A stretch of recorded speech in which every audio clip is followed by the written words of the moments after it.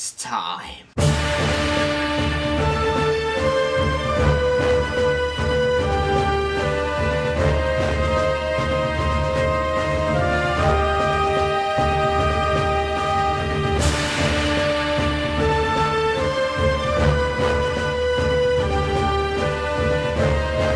I'm back. What's up guys, and welcome to another episode of the SNES Geek Show. In today's video I'm going to review Toy Story 3, the video game for Nintendo Wii. Let's go! Developed by Avalanche Software and published by Disney Interactive, this was a game which had a huge marketing push to it. They really wanted to sell well, which does make sense. It did well, selling over 1 million copies on all consoles it was released on: Xbox 360, PlayStation 3, and the Wii, which will be the version that I am reviewing. So this game takes a different approach to the story as it has already happened. Since it would take longer for me to review this game as a whole, I'm taking a different approach, reviewing instead each and every one of its levels, beginning with level 1, which also happens to be the opening of the movie realized in-game, as Woody will put a stop to Dr. Porkchop. Remember the amazing opening sequence in the film with Woody saving orphans in a running train? That's what you will do as Woody rides on Bullseye to reach the train in time. It's just a tutorial, this one bit that is, and it is fairly intense with the ground that cracks apart and the speed of Bullseye which really fit the style of the opening scene. The second part is all about being on the train, saving orphans and destroying Dr. Porkchop. It sounds like you would use a shotgun, but sadly you will have to use something much better. Bouncy balls, which also happens to be the Pixar ball. Is it a sign? Who knows? First real enemies appears, which are cowboy toys. There is a death with. Just be close to them and push B to pick them up and then throw them away. A very dark situation indeed. Overall, a pretty great first though, with everything shown you need to know. Dr. Porkchop is defeated and the orphans are saved. Sadly, that's where the fantasy sequence ends, as level 2 is in a completely different ballpark. It follows the movie. Instead, it is a retelling of all of the events leading up to this, with Ham have set up a playmat with objects to visualize it. Up next, much like in the movie, Buzz, Woody, and Jessie will have to get to the wireless phone so they can call Andy and be played with again, whatever that means. You can tell this game got released in the 2010s by the amount of parkour elements, something both Jessie and Woody's got. Jessie carries acrobatics by pushing the B button, and Woody uses his pole string. It's been used in a very iconic scene and it clearly needed to be represented. It attaches itself to a hook which should take it to new heights. Buzz have none of these things. He's strong, that's what. Where is his laser? Sadly, none of that can be found in this realm. All characters have a throwing skill, meaning characters can reach higher places, which is helpful many times throughout, indicated by an arch following where you will land. And this room is finished. Let's head down to the basement to get the cordless phone and move on. If it was that easy, the phone can only be reached by toy soldiers, located as free spaces. You can only reach them by letting them land on the shelf wherever it is. You have to throw them up in the air and avoid obstacles in the air. They cannot be transported from other places. You are locked at one spot. After 3 times it is finally done and the level can end. Rex is found and it turns out he plays the Buzz Lightyear game. You know that opening of Toy Story 2? Now it is a level, one you have to play through to progress this game. You begin this level with the only character you play as, that being Buzz Lightyear. It is a pretty great level, with lots of Space Ranger stuff you'd expect from a level with Buzz Lightyear as the main character. You even gain access to something you don't have in any other level, that being a laser and a jetpack. Game 2 had that, so I know this one. Who knows? The mission is to defeat the evil Emperor Zurg, the sworn enemy of the Galactic Alliance. This level does amp up the difficulty somewhat after you had to stay on your toes all the way throughout. The first part is to infiltrate the base by going through an asteroid belt and crush some planets. Just run on this planet and Zurg's minions attacks. The meteor shower happens automatically as long as you run forward. When in the base, blast your way through different chambers with different enemies, which pose a fair challenge. There are plenty of puzzles to go through and solve, like color puzzles, timing puzzles, overall a good mix. Then it ends with a boss fight against the evil Emperor Zurg, which sadly end in a strange way. All these minions have to be defeated. Then you attack Zurg, which happens to be 3 rounds. Sadly, you cannot end him, since he retreats to wherever. No, there's no extra level, not even DLC to compensate. A disappointment, I must say. Now, let's move on to level 3. Next up, a time skip happens, dropping you off at Sunnyside Daycare. The way they got there is just explained by Ham. In this level, which is really short mind you, you are greeted by him, whom throws a party to welcome his guests, that being the toys. You think that a party means you will be given presents. Well, that doesn't happen. You will have to play 3 minigames and complete this mission while finding parts of the evil Emperor Zurg. They're rather easy, not requiring much thought to understand. But not before a treasure hunt begins. I cannot simply just leave this level without finding the collectibles scattered around the room.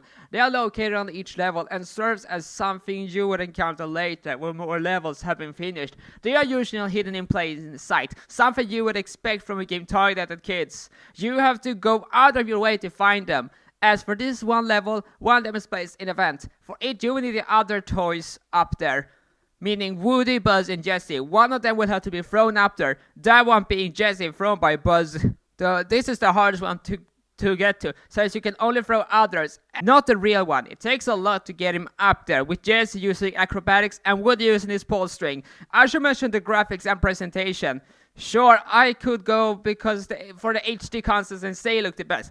There's not much to complain about. There's plenty of color, the characters look great, not much to be amazed about. It just looks like a big budget Wii game. There are plenty of games that look real good on the console. This is probably just a downgrade Xbox 360 port. It's pleasant enough. Now, let's move on to the minigames themselves. The first minigame is a shooting gallery. Just point the Wiimote on the screen and shoot with B. The pixel balls will be your ammo. It works well enough, at least the motion controls aren't too obnoxious. It is the only time it's used. Hit 30 for qualification, but hit all of them for top score, that being 50. Thank God they all come from the back, all the time, so you don't need to worry about that. What you need to worry about are 3 hits. That is all over, and the minigame needs to be started over. The next one is racing through wooden blocks on a toy car. Speed up with B on your Wiimote and steer with the control stick. The physics are all over the place. You can almost not steer it properly. The car will spin around like crazy, making this mission harder than it seems. With that said, it is meant to be this way. It is a toy-based car, so it's okay for suspension of disbelief to work overload. The last one is a balloon popping race with Bullseye. You have to pop 40 of them within the time limit to gain the present. None of these minigames are really nothing special, nothing creative. They work well enough when in context in a video game, but as an actual welcoming present, it is quite underwhelming really. So much more could have been done with this concept. Let the other toys join in, perhaps with a little more aggressiveness to them maybe. Overall, they're nothing awful, just okay. This could as well just have been unlockable minigames for a special menu. On to the next level. It is time for the only solo Woody level of this game. It works well enough as a showcase of a child's imagination. Woody's Sunnyside Daycare now goes home back to Andy, but on the way there he gets stuck and is found by Wonnie, who takes him home to her. It's time for a good old-fashioned fika with coffee, but April Fools! This fika turns into a massive level where coffee is the biggest hurdle to overcome. Must be a lot of caffeine in it. It's divided into 2 segments. The first is getting on the bun strewn to a window while a witch is trying to spot you by becoming different objects and flow even more coffee in the room, damaging the walls of the house. Then Woody have to get batteries for his spaceship to get away, I guess. It's easier said than done. The batteries are hidden really well. You expect an open field to have them shown in plain sight, especially with a game made with younger audiences in mind. You have to stand on different rails to get to different locations. Sure, none of them becomes more difficult as it goes on. It's already set at the reasonable difficulty, but don't expect child's play. I traveled to the same location more than 3 times since it all looked the same.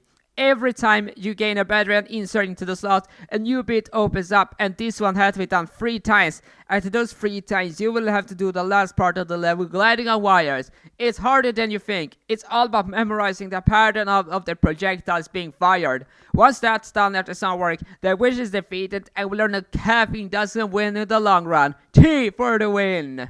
After a big time skip, we're all back at Sunnyside Daycare to save our friends while staying away from Buzz, and now he believes he's a real space ranger like in movie 1. You have to do this by unlocking the cages by finding different keys to free your friends. It might seem difficult to get around and lots of patrolling happens, but it's really not that difficult. Just get up on high locations and you are safe. Despite of how easy I said it is to stay safe from the searchlights, you still have to turn them off to travel around safely, since you have to start over if you get caught. All the switches are located at different places, and turning them on grants the other toys an escape route. But it doesn't make much sense. Why don't they push the basket to the side? I guess gameplay have to happen somehow. You have to do this 3 times to beat this level, and thankfully some timing is required. A good challenge for kids. It's what I want. It's now I want to bring that up while I realized during the make of this review. Capturing footage. This game shows surprising amount of dialogue from the actual film. The same with some of the scenes. It is only included the parts justified for gameplay. Lots of is never seen or heard from after level 3. Something not seen is just explained by Ham. With that said, some details are missing, such as Lasso being a massive nuisance during the trash station. He's never seen or heard from again, and Buzz just becomes good. Where is that scene? It probably because Avalanche Software was told not to include any major details so spoilers wouldn't happen. Sadly, since this game follows this movie, it comes off as just wasted potential. The second game hardly followed the movie, ended up being beloved since it kick-ass gameplay to create the liberties to make it as epic as possible, something this game doesn't. It is now time for the last level of this epic story. All of the toys have made it to the trash station, and somehow all of the non-main characters somehow all got stuck in the same pile of trash. Woody, Jesse, and Buzz now work together to help them under an indirect time limit. But before they're being helped, a segue appears as the aliens will have to be saved by the crew, so Buzz now have to throw them all into safety while Woody tries his best to shut the treadmill down. This can be difficult if you are not prepared for it. It lasts for about 2 minutes. You have to throw away the aliens from the killer until the hatch opens up, and then it speeds up by mistake, and Woody in the end have to avoid being killed by this machine, but of course I mean Buzz. Eventually it's over. Now you have to go back to the main mission. While there's no visible clock, the treadmill toys is on the time limit as they approach the fire, killing them in the process. All of the useful toys start at a different place, and you have to all switch to solve puzzles along the way. It's a race to the finish before it's too late. It is a good idea in concept to have this final battle with high stakes and pressure to finish in time. Sadly, it's not as great as it used to be. Why? The solution to the puzzles themselves are not telegraphed well. I tried for some time before I realized I had to switch characters. The problem is that you have to guess which character has a solution to the current puzzle. It doesn't show where the camera heads. But suddenly, you are next to your allies. I could not go through with this as smoothly as I hoped, but that's okay. In the final level, what's the matter if it doesn't have difficulty? Sure, it will be longer than a couple of minutes. Longer, but it was a challenge, and that's saying something. The last boss took many tries to get right because of the timing, but it is finally over. All of the story levels, that is. There's one more level after the main story. The witch has returned. It's just a simple, rewarding level as the last hurrah to the film-related levels. You have to destroy the witch once and for all, and you're doing that by shooting muffins. After a certain time, you get access to different weapons to attack them in a different way to eliminate them. It's just constant shooting until the end.